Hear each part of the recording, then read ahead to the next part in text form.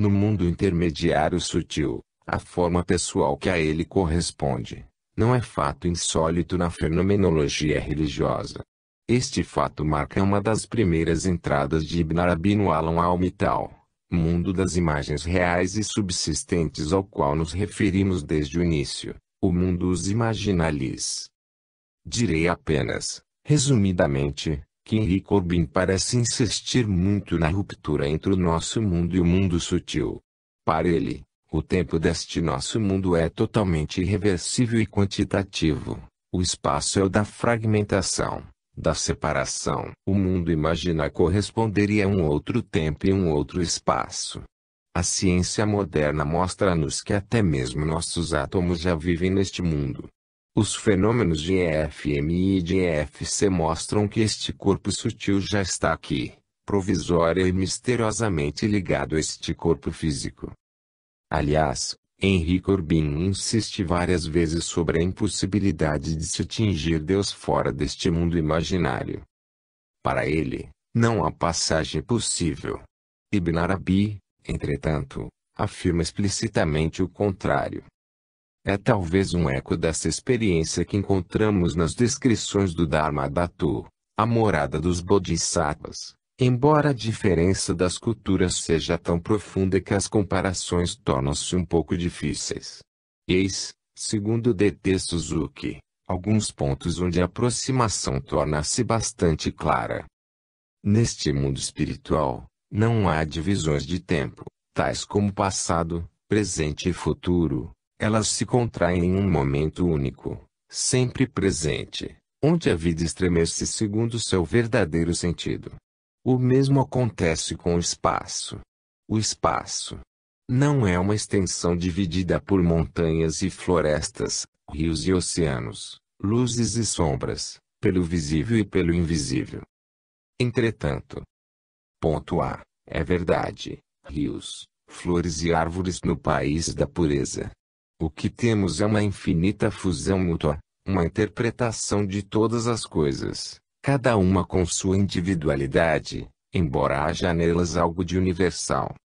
É também, curiosamente, o mundo dos ícones onde o espaço é fragmentado, as arquiteturas, incoerentes, escapando não somente à gravidade e à perspectiva mas à coerência das formas.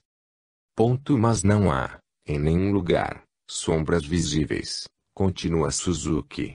As próprias nuvens tornam-se corpos luminosos. Nos ícones também os corpos e os objetos não projetam jamais sombra alguma. Digamos então que tais ensinamentos sagrados e secretos, reservados a uma pequena elite de iniciados, tornem-se, de repente, muito mais acessíveis à luz destas experiências ou destas mensagens vindas do além. Assim, ao menos numa primeira etapa, reconstituímos espontaneamente, em torno de nós, nosso universo familiar. Mas também, com muita frequência, nossos hábitos e, portanto, nossas atividades. Nós chegaremos ao além sem saber, sobre todos os grandes mistérios da existência, muita coisa além do que tivermos podido descobrir neste nosso mundo. Para saber mais a respeito, sobre Deus, sobre a origem do mal, sobre a liberdade, ser-nos-á preciso continuar refletindo, lendo, rezando, e, talvez, ouvindo conferências e discutindo com outros sobre esse assunto. Nas regiões astrais mais próximas da Terra, a vida continua amplamente como antes, comparativamente, com escolas, igrejas, cidades inteiras, até mesmo hospitais e edifícios públicos, mas, à medida que se progride, tais coisas desaparecem. Fiquem tranquilos quanto aos hospitais. Parece que os mesmos servem para o sono reparador dos recém-chegados ou para ajudar médicos e cirurgiões do nosso mundo em suas pesquisas. William Stead, salvo no naufrágio do Titanic, salvo no além, é preciso que se frise, em nosso vocabulário habitual, morto no naufrágio. Descreve-nos admiráveis concertos executados ao ar livre com músicas mais ricas que aquelas que conhecemos aqui na Terra, pois que comportam sons que nossos ouvidos de carne, Enfermos não podem captar. Além disto, tais sons correspondem a cores. Muito melhor que o som de Xenakis ou de Jean-Michel Jarre. Ele conta-nos também que, para comunicar-se telepaticamente com a Terra, há um prédio especial com pequenas cabines e monitores muito amáveis que ensinam como proceder para estabelecer o contato.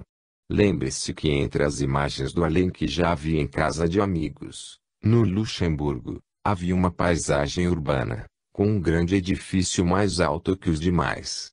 Nos comentários, feitos do além e recebidos diretamente pelo alto-falante do rádio, foi explicado que deste prédio eram enviadas as imagens em direção à Terra. As mesmas afirmações são feitas por alguém muito simples e, talvez por isso mesmo, bastante digno de crédito. Um amigo de Paul Misraki recebeu tais mensagens por escrita automática. Paul dá a este amigo o pseudônimo de Julien. Julien captou, pouco a pouco, diversas mensagens, de diversos falecidos, mas sobretudo de um rapaz chamado Alain. Um incrível diálogo foi estabelecido entre Julien e Alain. Julien mostrou-se bastante desconfiado, com medo de ser, simplesmente, um brinquedo nas mãos de seu próprio subconsciente, ou ainda, de estar em relação telepática, relativamente banal, com seres vivos que tentavam ludibriá-lo fazendo papel de mortos. A partir daí estabelece-se na relação um estranho desequilíbrio. Por um lado, Alain deseja apenas ajudar Julien a evoluir espiritualmente. Para isto, seria melhor se Julien aceitasse crer sem necessidade de muitas provas, sem exigir muitos detalhes sobre a vida no além. A conversão do coração e da vida é mais importante que a satisfação das curiosidades do espírito. Mas, por outro lado, Julien deseja sobretudo provas, sinais cada vez mais evidentes e narrativas cada vez mais detalhadas sobre a vida além e morte. Segue-se um longo interrogatório, cheio de interrupções, como uma verdadeira história policial, durante o qual Julien fica sabendo, não apenas o sobrenome de seu interlocutor do além, mas o essencial de sua infeliz história terrestre. Alain Tessier era uma criança de orfanato. Aos 20 anos de idade tornou-se ascensorista em um hotel. Seu grande sonho era praticar equitação. Como outros rapazes, precisou contentar-se com uma moto. E foi assim que morreu. Paul Misraki pôde localizar um hotel onde Alain trabalhara e entrar em contato com pessoas que se lembravam do rapaz e de sua paixão por cavalos. Quando Julien começou a receber as mensagens de Alain, este último encontrara, enfim, sua felicidade e realizara seus sonhos. O mundo está em má situação. Você não imagina como aqui é o melhor. Ama-se o tempo todo, ri-se, vê-se coisas maravilhosas. É o paraíso tal como se imagina quando se sonha com tudo aquilo que se deseja, mas aumentado. Eu gostava da ideia de montar a cavalo, aqui. Monto em sonho e é muito bom. A moto era meu cavalo. Mas eu teria preferido cavalos de verdade. Agora eu os tenho. Mas, aí também, temos a mesma evolução. Um pouco mais tarde Julien dirige-se a Alain. Fale-me a respeito de seus cavalos. Alain, meus cavalos, isso é coisa antiga. Eu tenho outra coisa para fazer, e agora prefiro isto. Sabe, eu cuido de pessoas. Eu amo as pessoas de quem cuido. Posso fazer bem a elas e isso toma conta de mim por inteiro. Quando se percebe que o bem está sendo feito, é embriagador, eu garanto a você. Aí está, a evolução ocorrera e os cavalos desapareceram. Acrescentamos ainda que eles parecem muito ocupados, nossos caros desaparecidos. Uma alegria que nasce dentro de você precisa de um verdadeiro trabalho de nossa parte. Nós temos equipes encarregadas por Deus de atender às necessidades dos homens. Suas alegrias custam-nos, muitas vezes, labor, pois são a realização de ordens dadas por Deus. Trata-se apenas de forças que se atraem e se repelem e somos, às vezes, levados a tentar conduzir os homens para onde devem ir. Quando se trata de desgarrados, travamos batalhas esgotantes, e aqueles que se dedicam a tais tarefas sofrem mais que os outros. Resulta daí que nossos mortos não estão sempre tão disponíveis quanto gostaríamos. Ou estão muito esgotados, como menciona Roland de Jouvenel. E se eu dissesse que o sono existe também para nós e que eu sinto vontade de dormir? Você está atrasado, Siken. Eu deixei com um amigo uma mensagem que deveria ter sido transmitida a você, e este camarada despreocupado foi embora sem fazer o que eu lhe havia pedido. Ou estão presos a tarefas muito importantes que exigem a presença de todos. Pode tratar-se de uma instrução geral ou de uma festa comum. Mas eles deixam, geralmente, alguém de plantão para atender aos casos de urgência. Foi assim que uma noite Julien, sobre quem acabamos de falar, não recebeu o pensamento de Alain Tessier. O diálogo assumiu um tom nada habitual. Do além, boa noite. Você está esperando em vão, não há ninguém para falar com você, todos saíram. Eu, quem está falando? Um empregado. Eu, para onde foram todos? Saíram em missão. Estão fora. Eu, e você, o que está fazendo? Eu cuido dos casos de necessidade. Mas você não tem necessidade de nada, não é urgente. Eu, obrigado, mesmo assim. Não há de quê. Foi também o que aconteceu à senhora Simonette, de Reims, mas, desta vez, durante uma gravação de vozes em fita magnética. A senhora Simonette é uma pessoa bastante simples que teve a oportunidade de receber uma boa instrução. Sabe alemão, o que lhe permitiu entrar em contato, bem cedo, com círculos já bem experimentados. Estudou latim, o que lhe permitiu, certa vez, compreender uma frase recebida de forma totalmente inesperada, dita em romeno. Mas, sobretudo, trata-se de uma pessoa de grande fé e grande bondade. Não direi mais para não ferir sua modéstia. Ora, a partir de 1979, pouco após a morte de seu pai, tendo lido, por acaso, um artigo sobre as vozes do além, publicado em dezembro de 1978, a senhora Simonette Posse, regularmente, à escuta dos falecidos, conseguiu, várias vezes, auxiliar famílias desesperadas, muitas vezes pais que haviam perdido um filho. Naquela noite, ela tentava ajudar a senhora G, mãe do jovem Olivier.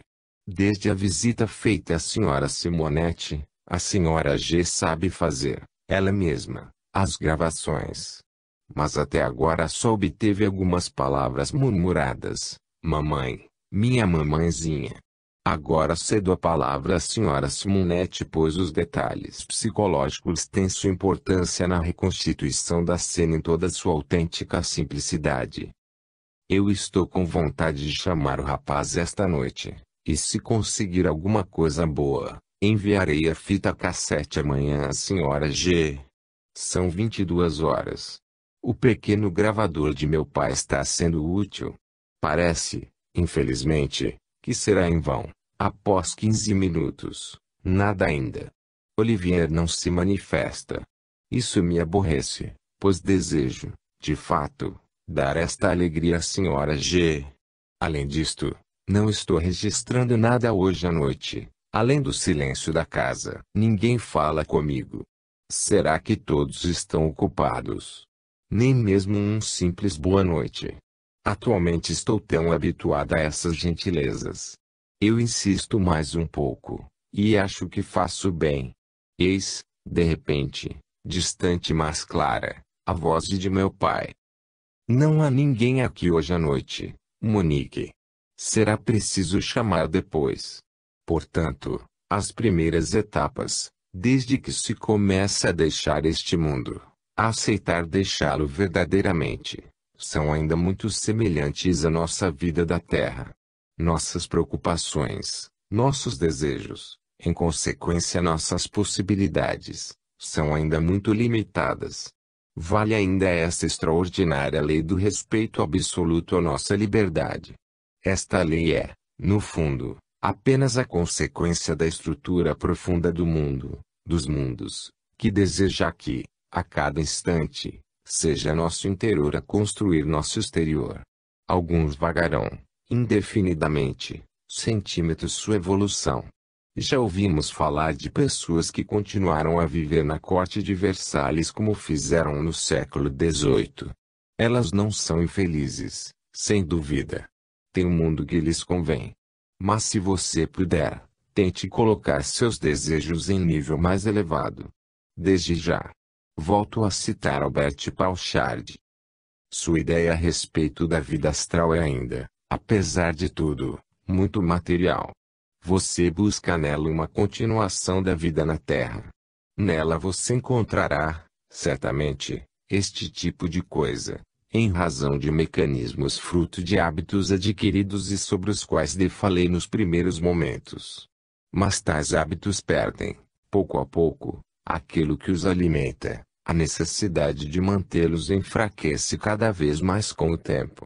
A manutenção do corpo em boa forma não exige qualquer esforço.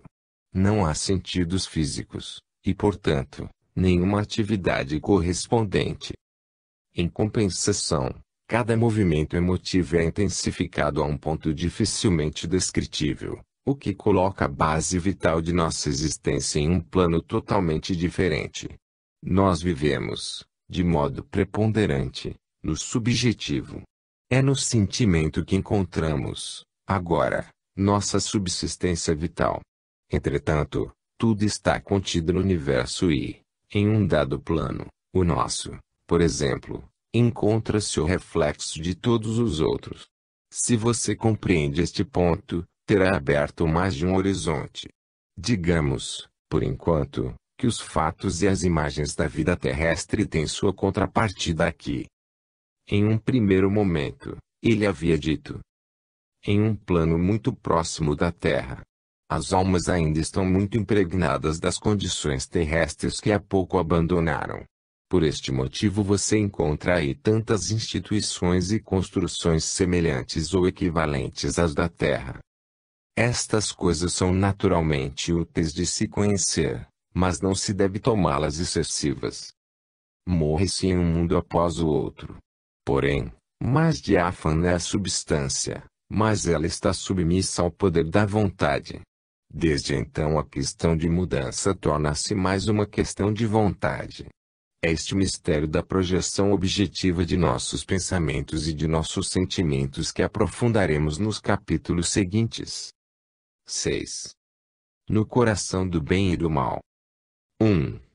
Nosso pensamento fabrica nosso destino à nossa revelia.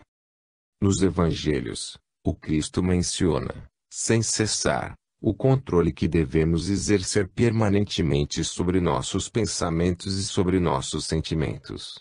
Qualquer um que olhe uma mulher, desejando-a, já cometeu adultério com ela, em seu coração. Quem trata seu irmão de louco já é passível de descer às hienas. Não é a poeira de nossas mãos que corre o risco de nos sujar, mesmo se a engolirmos, mas o que nasce em nosso coração. A espiritualidade dos padres do deserto insiste muito a respeito desta guarda do coração. Quando da pesagem das almas, frequentemente representada nos papiros egípcios, é exatamente o coração que é pesado, como a sede ao mesmo tempo de pensamentos e de sentimentos. No outro prato da balança, encontra-se a pluma mate, verdade e justiça. Já vimos, sobretudo, até aqui, através de mensagens do além, o poder criador do pensamento que nós podemos exercer voluntariamente em nosso proveito. O pensamento parece produzir, construir, a partir, sem dúvida, de um campo de forças, tudo o que se deseja, tudo o que a ele se pede para produzir.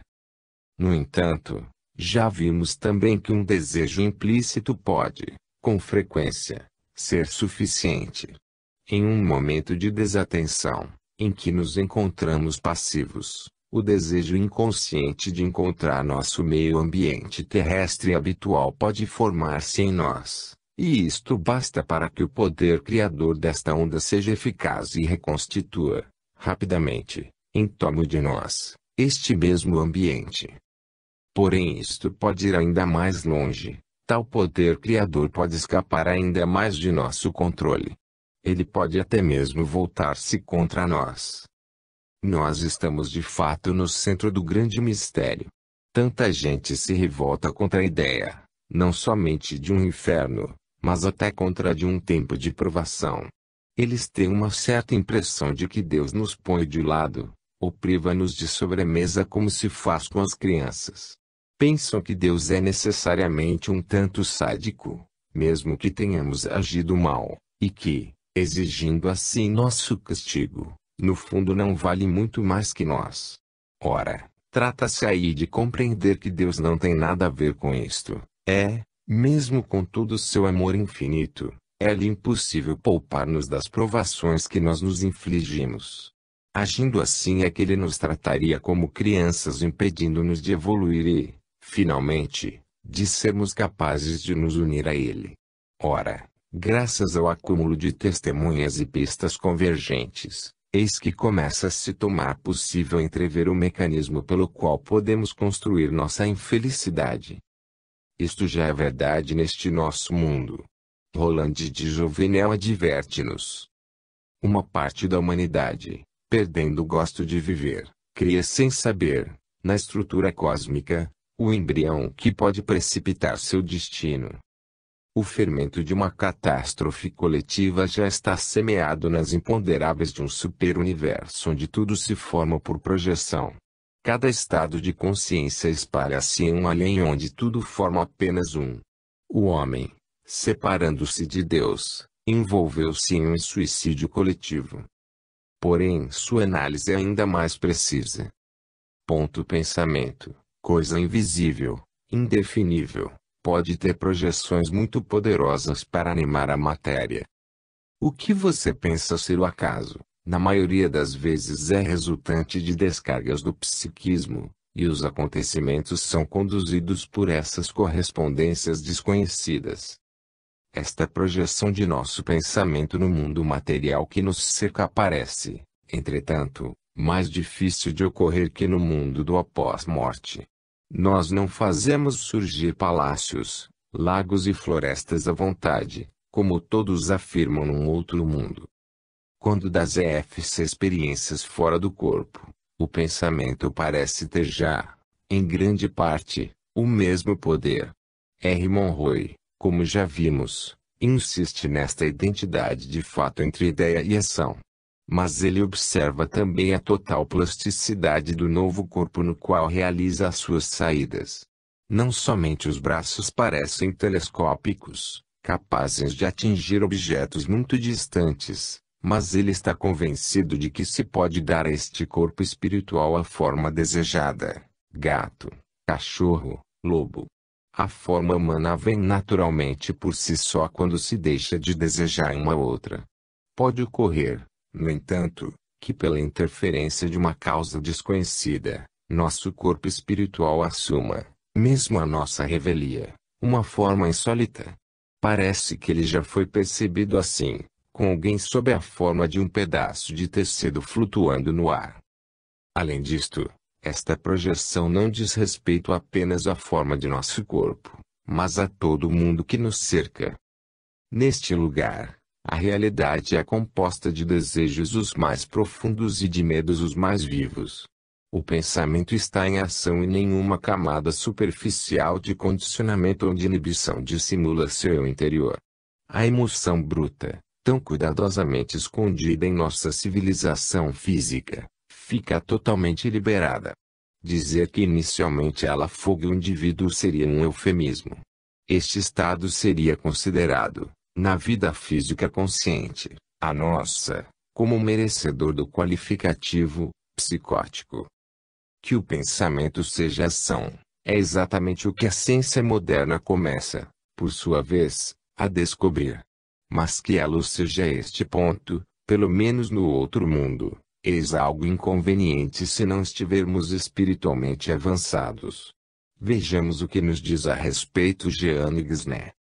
Uma constatação fácil e fundamental neste novo estado do ser: o menor pensamento atualiza-se instantaneamente, Quer dizer que se você pensa gato, o gato surge, rosa, e a rosa ali está. Mas se você pensar serpente, leão, a serpente e o leão lá também aparecerão, numa realidade impressionante. Deixe-os imaginar que terrores, que pânicos derivam deste fato. A senhora Gesner conta-nos que ela conheceu assim uma pessoa, inteligente, muito culta, que havia recebido uma educação religiosa muito rigorosa, marcada pelo horror ao pecado e pela certeza de que o erro impregnava a natureza humana. Ora, esta pessoa julgava-se sinceramente perseguida pelo diabo. Ela via seres horríveis que a perseguiam, arranhavam. Jeanne Gesner estava inicialmente cética. Mas quando a mulher aprendeu a deixar seu corpo, a senhora Gesner interrogou-a e compreendeu. Ela saía de seu corpo, aliás fraco e doente, mas encontrava-se imediatamente mergulhada em um inferno que seu subconsciente, saturado de pensamentos de bruxarias, de sabás infernais, de feitiçarias, de maus agouros, projetava instantaneamente em sua consciência, mantendo-a prisioneira de suas próprias criações. O que se produz então, mas passageiramente, quando destas viagens fora do corpo, produz-se também, mas constantemente, no além-morte. O célebre bardo Todol, o livro dos mortos dos tibetanos, é, na opinião de alguns, bem carregado do medo da aparição destas figuras monstruosas. Neste momento, quando as 58 deidades bebedores de sangue, saídas de teu próprio cérebro, vierem brilhar sobre ti, caso as reconheças como sendo radiações de tua própria consciência, fundir-te-ás em união instantânea. Se não souberes isto, as deidades bebedores de sangue dar-te-ão medo, ficarás fascinado, aterrorizado e desmaiarás. Tuas próprias formas pensamentos transformar-se-ão em aparências ilusórias e errarás pelo sanguesara. Os antigos egípcios temiam também numerosos monstros com corpos de animais do reino dos mortos. Mas não viam neles a projeção de seus fantasmas. E apenas aqueles que haviam mal vivido deveriam temê-los. Não há dúvida, no entanto, de que na origem destas tradições completamente independentes pode-se reconhecer autênticas experiências de uma mesma realidade. A tradição sufista, sobretudo em Ibn Arabi, o príncipe dos místicos muçulmanos, tende a restringir claramente este poder criador do pensamento apenas ao místico. É pela concentração de sua energia espiritual que o místico consegue, verdadeiramente, produzir, projetar, para fora de seu coração, o objeto de seu desejo. Não pode haver, pois, aqui, senão projeções serenas e benéficas. Todo o estudo de Henri Corbin caminha nessa direção. Entretanto, ele observa a relação muito provável entre este poder criador do coração e bom número de fenômenos hoje designados como fenômenos de vidência, telepatia, visões na sincronicidade. A mística muçulmana dos sufis conhece, aliás, também o aspecto negativo possível desta projeção, mas inscreve-o numa perspectiva mais ampla. Tudo que existe é vivo, portanto também nossos pensamentos. O mesmo ocorre com as formas, as aparências, as palavras e os atos, como pregam as tradições seguras segundo as quais, após a morte, os atos assumirão formas e interpelarão aquele que os praticou, colocando-o tranquilo em seu túmulo, se os atos forem piedosos, e tornando-o infeliz se os atos forem maus. 2. Nosso pensamento cria símbolos vivos. Esta projeção não será sempre direta. Nem sempre é necessário ter efetivamente pensado em um leão ou em um dragão para ver, neste mundo novo, um leão ou um dragão.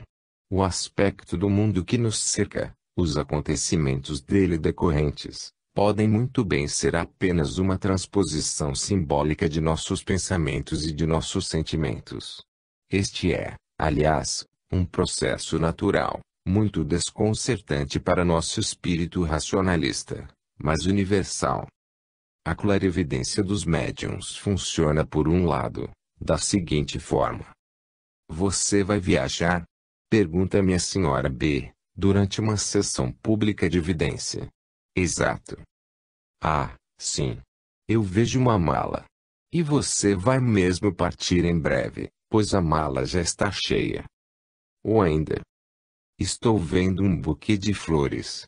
Em breve será seu aniversário ou seu onomástico. O mesmo processo de transposição simbólica ocorre quando dos sonhos. O fenômeno é bem conhecido.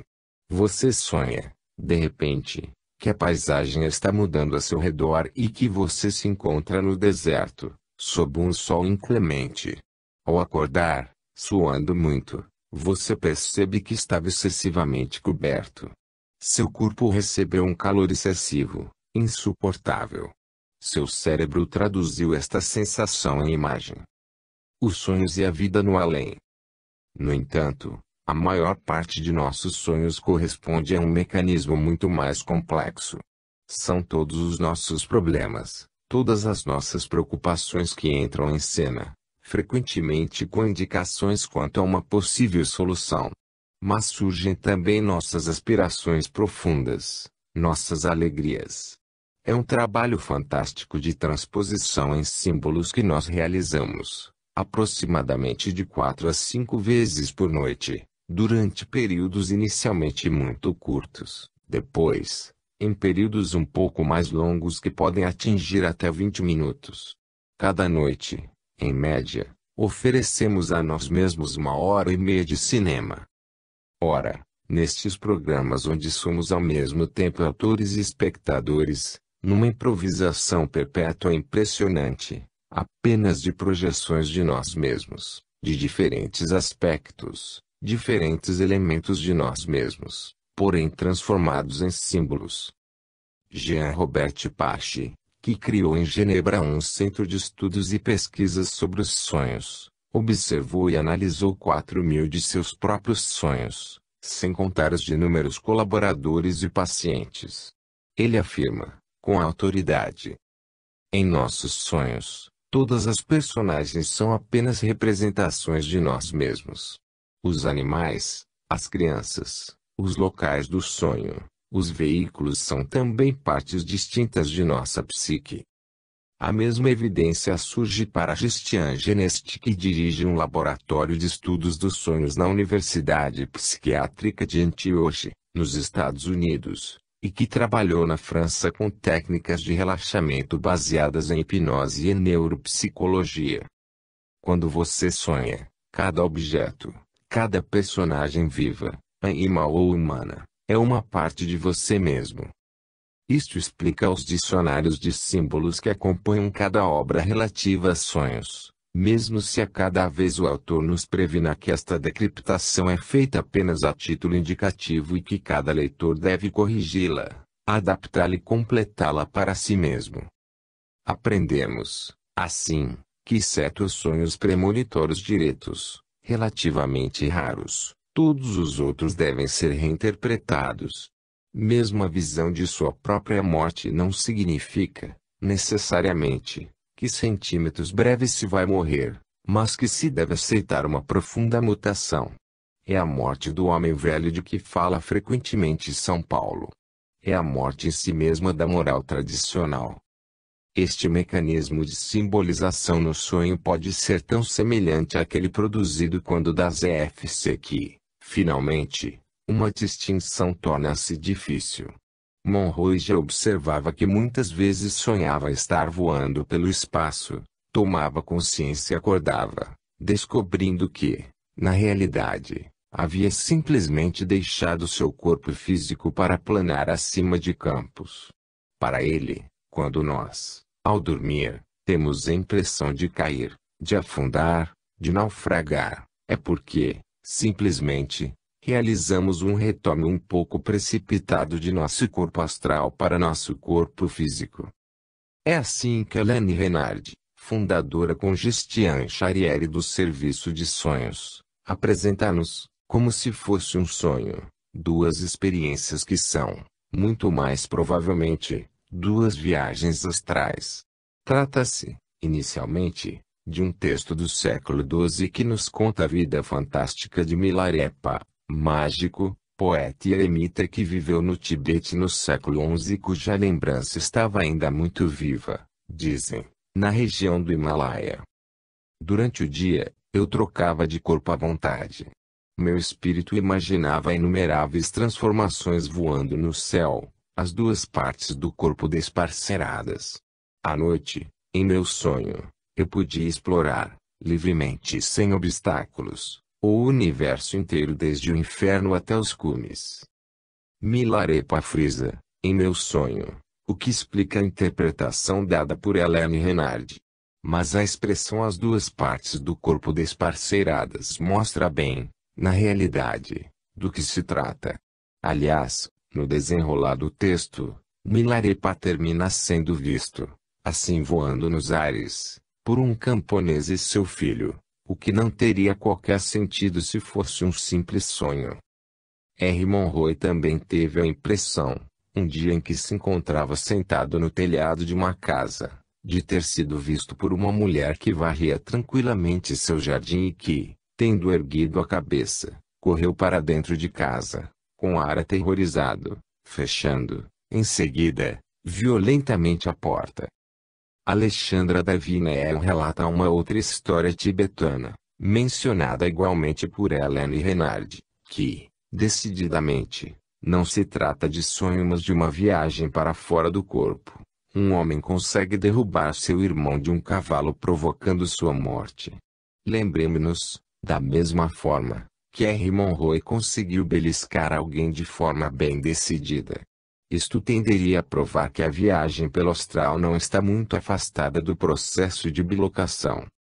Hélène Renard também relata, com interesse e simpatia, a hipótese formulada pelo biólogo Liao Atsun, segundo a qual os sonhos seriam obra de uma espécie de segundo corpo, aquele que, exatamente, sobreviverá à nossa morte física. Mas é preciso ir mais longe. Se os sonhos são difíceis de serem distinguidos das viagens para fora do corpo, efetuadas neste nosso mundo, como nos exemplos precedentes, eles o são mais ainda quando se trata de EFC vividas em outros planos que não o nosso, nos diferentes níveis do além. Ora, Monroe observa, em diversas oportunidades, que nosso corpo glorioso, astral, o que ela chama simplesmente de segundo corpo, tem grande dificuldade em permanecer em nosso mundo. O espaço que lhe parece connatural, aquele para o qual parece feito, é o outro mundo, o além, o que ele, prosaicamente, chama de lugar 2. Tentando compreender por que é tão difícil fazer com que outros admitam a realidade de suas EFCI, mas ainda, a existência deste lugar segundo, ele nota o poder do esquecimento que parece abater-se sobre nós após cada experiência. E a mesma cortina que desce quando você emerge do sono, encobrindo seu último sonho, ou a lembrança de sua visita ao lugar 2. Isto não significa que todo sonho seja o produto de uma visita ao lugar 2. Mas alguns podem muito bem ser a tradução de experiências do lugar 2. Creio que muitos, a maioria, até mesmo todos os seres humanos, visitam o lugar 2, em um ou outro momento do sono. Este poder criador do pensamento acaba tendo alguma coisa de assustador. Se na vida eterna, e nos diferentes planos do além, tudo acontece verdadeiramente como nos sonhos, então, se eu entendo bem, estamos condenados a ficar sempre sozinhos. Talvez circundados por nosso pai, nossa mãe, nossa família e nossos amigos. Mas, na realidade, eles serão, como nos sonhos, apenas projeções de nossa imaginação. De quem estamos zombando? A vida eterna, então, seria apenas uma gigantesca farsa. Estaríamos, cada um em seu canto, apenas assistindo aos videocassetes fabricados por nós mesmos. Monstruoso. As coisas parecem ser mais complicadas e, ao mesmo tempo, menos decepcionantes. A solução, aliás ao menos por um lado, pode estar, exatamente, no próprio mecanismo da simbolização. Se podemos fazer, para decriptar os sonhos, dicionários de símbolos, é porque há uma certa tendência a se traduzir as mesmas realidades pelos mesmos símbolos. Os espíritos da mesma família, entenda-se aí do mesmo nível espiritual e com os mesmos gostos, teriam, portanto, tendência a criar em torno de si o mesmo mundo. A universidade dos símbolos manifesta-se em outros setores. Não é por acaso que Marie-Louise von Franz, antiga colaboradora de C.G. Jung durante 30 anos e continuadora de sua obra, habituada com a técnica e arte de interpretar sonhos, interessou-se também pela interpretação dos contos de fadas a ponto de dedicar várias obras ao assunto. Ora, como Jung, neste trabalho de decriptação, ela recorre ao simbólico da alquimia, ao inconsciente coletivo. Este trabalho de simbolização encontra-se por todo lado e sobretudo na arte. Neste campo também pôde-se escrever numerosos dicionários de símbolos. Recordo-me, particularmente, de um psiquiatra alemão, Sigmund Wolf Dietrich, presidente da Associação Europeia para o Estudo dos Contos e Lendas. Ao final do estágio que realizou sobre pintura de ícones, explicou-me as numerosas proximidades que julgava evidentes entre a arte do ícone e a estrutura de tempo e de espaço dos contos. No entanto, apesar desta proximidade criada pelas afinidades de gostos e equivalência do nível espiritual atingido, a subjetividade de cada um continua, por muito tempo, a desempenhar um importante papel na construção do mundo circundante. Isto vale, sem dúvida, para aqueles que estão de fato mortos e dos quais podemos, de uma ou outra forma, receber mensagens. Isto vale ainda muito mais para aqueles que, ainda vivos sobre a Terra, só podem fazer breves incursões no mundo do além. Jean Gesner reconhece isto sem dificuldade. A respeito dos seres encontrados nestas regiões do espaço, ela pergunta: quem são eles? Honestamente, devo dizer que ignoro quem sejam. Projeções de meu próprio espírito? Sem dúvida sim, em muitos casos, mas não em todos. Seres que habitam realmente estas dimensões, constituídos de sua materialidade? Talvez. Projeções do espírito de outras pessoas? Talvez, também. Tais incursões no além parecem, por vezes, acontecer como sonhos, simplesmente mais coerentes pois que realizadas centímetros plena consciência desperta, mas onde nossos desejos, nossos temores, nossas convicções, nossas crenças, e até nossos preconceitos, projetam-se, como em um sonho, mas transformando-se em realidade do mundo astral, segundo a matéria correspondente a nosso novo corpo. Daí advém o caráter tão fortemente psicodélico e onírico de certas narrativas de grandes viajantes fora do corpo. São, em boa parte, sonhos tornados realidade. Os mundos visitados e descritos existem de fato, em todos os seus detalhes, seus ensinamentos e suas revelações, mas só existem para aqueles que os criaram ou para aqueles que desejarem, que sonharem conhecê-los. Atingimos aí o problema dos próprios limites de grandes experiências. Acredito que, de fato, o célebre Mirage de Maomé, sua ascensão celeste, situa-se neste nível e neste universo. Henry Corbin tem certamente razão ao observar que aqueles que o interpretaram de modo muito literário, pensando que o profeta havia subido ao céu com seu corpo físico, caíram em verossimilhanças e dificuldades intransponíveis. Ele tem certamente razão também ao refutar uma interpretação muito fraca segundo a qual tratar-se-ia de uma ascensão puramente mental. O Mirage não seria mais que uma alegoria. Mas, como ele mesmo frisa, os teósofos mais profundos, dispondo de uma ontologia do mundo sutil, viram aí uma ascensão ao mesmo tempo em mente e in corpore. O corpo em questão era, bem entendido, o corpo espiritual sutil, único apto a penetrar nos universos sutis do Malakut onde ocorrem os acontecimentos visionários. São Paulo já dizia: conheço um homem em Cristo que, há 14 anos, seria em seu corpo. Não sei. Seria fora de seu corpo. Não sei, só Deus sabe. E este homem foi erguido até o terceiro céu. E eu sei que este homem seria em seu corpo. Seria sem seu corpo. Não sei, só Deus sabe. Este homem foi erguido até o paraíso e ouviu palavras inexprimíveis, que não é permitido ao homem repetir. São Paulo, segunda Epístola aos Coríntios, capítulo 12, versículos 2 a 4. Sem dúvida trata-se do mesmo problema em muitas visões, por mais autênticas que sejam e qualquer que seja o prestígio ou autoridade de quem as tem. Permanecemos em nosso tema, pois algumas delas, particularmente célebres, fazem parte de nossas fontes e estão classificadas entre as mais diretas, pois são consideradas como vindas do além.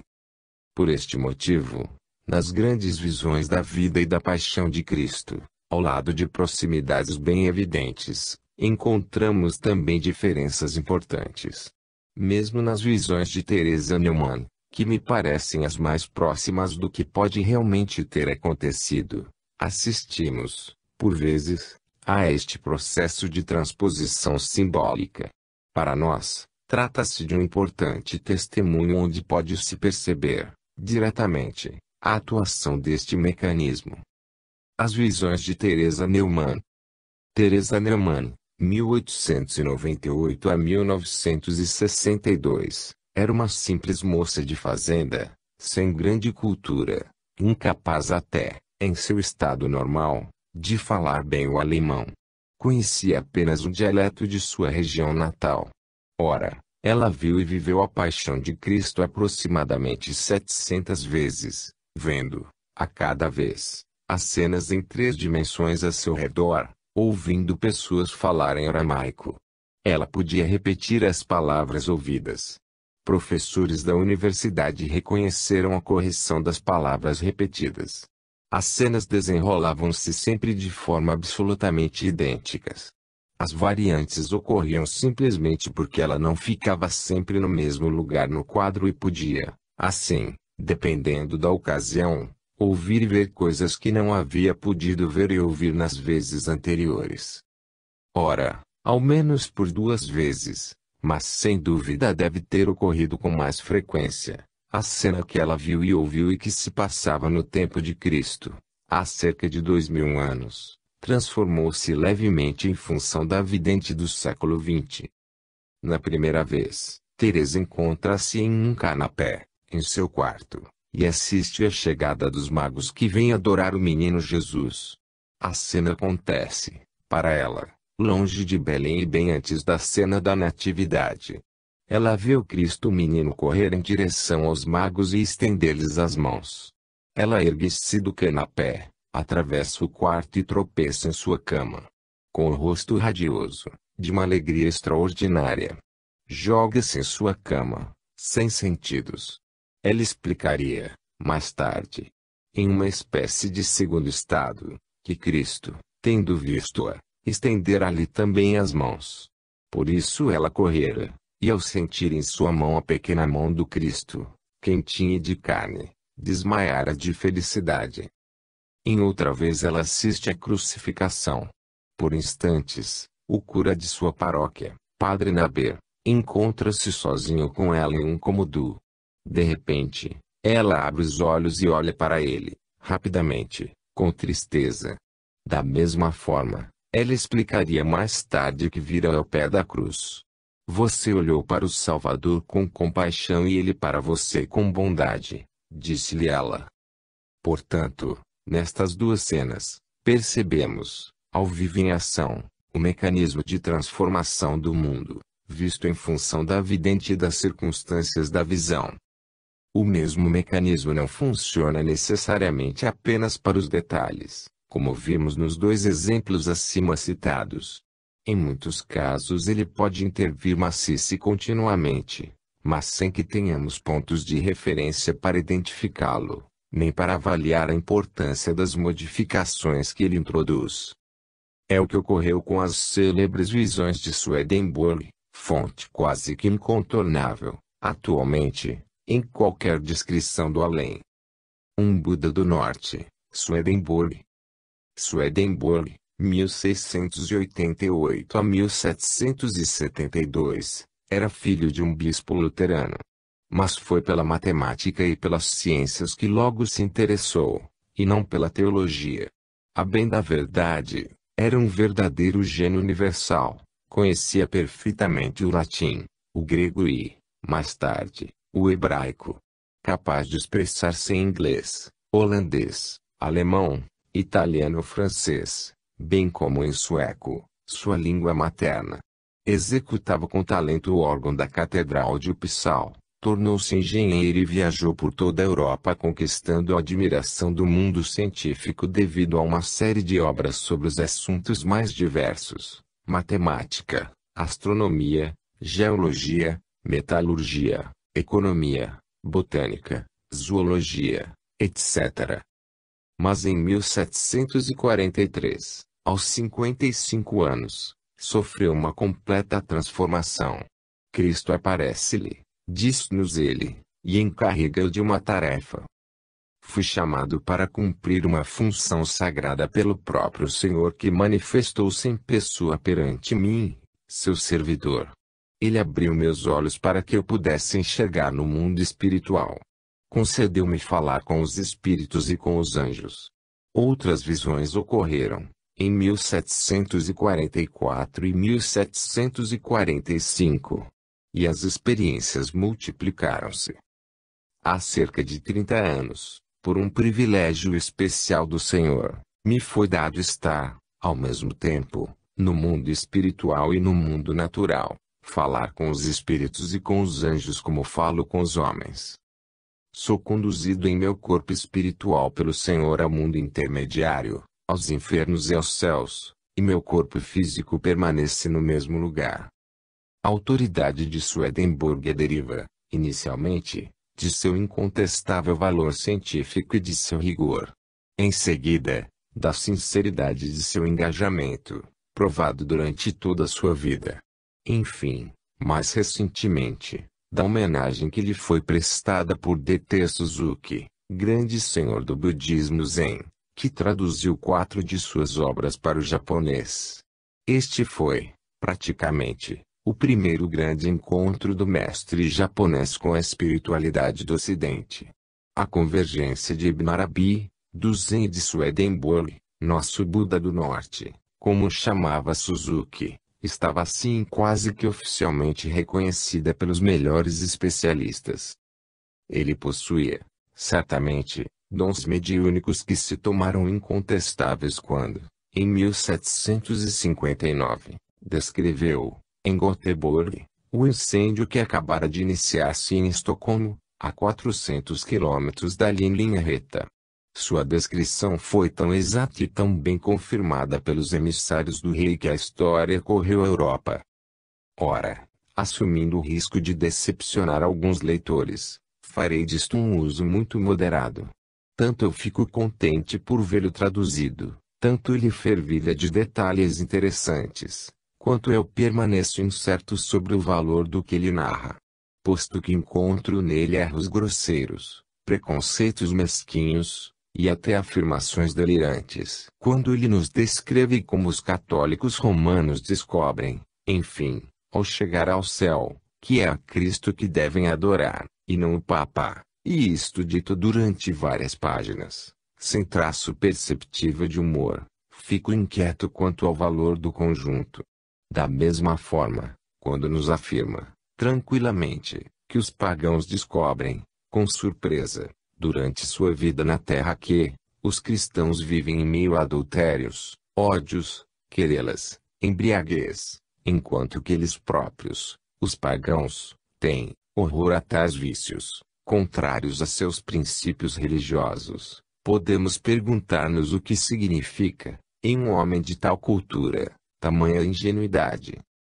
Mais grave ainda, segundo ele, ao terminar sua grande obra Vera Religio Justiana, Cristo convocou ao mundo espiritual todos os apóstolos e enviou-os até os falecidos para difundir a boa doutrina de Swedenborg. Perante tanta conversa afiada, há motivo para ficar desalentado. Não é, claro, a partir de narrativas deste gênero que tento construir uma espécie de síntese das grandes linhas de nossa vida futura. O que não significa que as experiências de Emanuel Swedenborg sejam totalmente sem valor. Mas é preciso distinguir entre todos os testemunhos, comparar, interpretar. O que o grande sábio viu, certamente, em grande parte, foi a projeção de seu espírito. Aí está o problema. Suas convicções, suas ideias pessoais, suas aversões, transformavam-se em imagens animadas e falantes como em um sonho. Ele encontrava pessoas, fazia-lhes perguntas, gravava as respostas em sua memória, mas, de fato, com frequência, encontrava apenas a si mesmo ou pessoas que partilhavam de seus gostos e prevenções, pessoas à sua imagem. 3. Nossos pensamentos são energias vivas. Já vimos que podemos, no além, criar pelo pensamento tudo aquilo que queremos. Acabamos de ver, bastante longamente, mas era uma etapa importante, que nosso pensamento pode criar, também, independentemente de nosso querer. Precisamos mostrar agora de que forma o pensamento, no sentido amplo, a nossa consciência, os nossos desejos, os nossos temores, os nossos ódios, já são criações. For nossos sentimentos, criamos sem cessar, e já neste nosso mundo, forças, correntes de ondas, fluxos, que, uma vez produzidos, continuarão seu curso, indefinidamente, como ondas de rádio lançadas no espaço. Pierre Mounier, oficial francês morto durante a Primeira Guerra Mundial, falava com sua mãe, por escrita automática, a respeito da forma que poderiam assumir nossos sentimentos e nossos pensamentos. Ele explica, pouco a pouco. Eu disse a você que os seus pensamentos prolongam-se em ondas vibrantes e animadas. Ora, esses eflúvios têm uma composição análoga à da matéria. Está também vibrante e animada. Eles agem e comportam-se do mesmo modo, contêm vida imanente. Disto resulta que os pensamentos vivem e produzem vida. O mesmo ocorre, eu já disse, com o olhar, com o raio emitido pelos seus olhos. Este raio é vivo, fisiologicamente vivo, se assim posso dizer. Há não apenas vida, mas inteligência e vontade. Com efeito, se você admitir que o pensamento é esta energia viva que se transporta e se transmite, não poderia tratar-se mais de uma força, mecânica ou servil, pois seria desprovida de vontade. Neste caso, são decisões tomadas por uma vontade atuante, propulsora ou restritiva segundo sua livre escolha, colorida por uma opinião pessoal fruto de reflexão. Pierre Mounier explica a sua mãe que os homens são criaturas verdadeiramente extraordinárias que têm o poder de fazer nascer não apenas outras almas, mas também entidades espirituais, emanações de suas forças psíquicas, que assumem um corpo e podem ser boas ou perversas. Já lhe foi dado, às vezes, percebê-las, quando elas nascem de impulsões elevadas e puras. Elas aparecem-lhe sob forma de estrelas, de labaredas, até de fantasmas, subjetivos e passageiros, mas elas podem também assumir o aspecto monstruoso de bestas fantásticas quando provém de um sentimento vicioso ou baixo.